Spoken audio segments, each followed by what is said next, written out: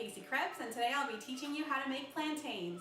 Plantains are similar to bananas, but you actually cook them, and you cook them a little bit differently.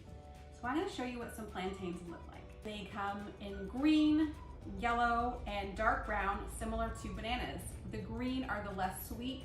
The further they ripen, yellow, they are sweeter, and the darker they get, they are the sweetest. So if you've ever made banana bread, you would remember that people use their bananas that are getting old. Maybe they're brown, spotted. They don't look that great, but they're great for baking, or they're great for cooking because they're very sweet.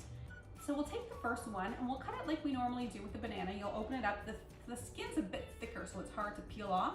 We're just gonna cut the top off, run our knife down a few times. See how thick that is? Here, skin right off. If it's really stuck, you can actually slice it off too, which I've done in the past. I've done it both ways. You want to take any of these hard pieces here that are stuck.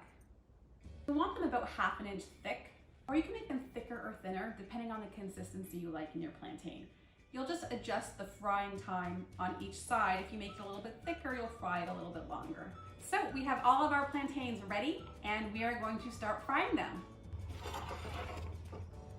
I'm just gonna use regular vegetable oil this time, and I'm gonna fill my pan up. You'll want it on a nice high heat to start to get it all bubbling and boiling, and then you can move it down to medium because we don't want to burn our plantains. Into the pan for about 3 minutes, flip it on the other side for another 2 to 3 minutes. This is after the first flip.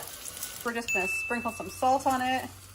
You can put paper towel underneath if you want to soak up the oil or not. I choose not to for plantains. So this is the final product of the plantains. Some of them I cooked a little bit more, like these are a little bit more crispy and yummy, and these ones are a little bit more gooey and softer. So depending how you like them, you can modify and try different ones out. All right, so enjoy.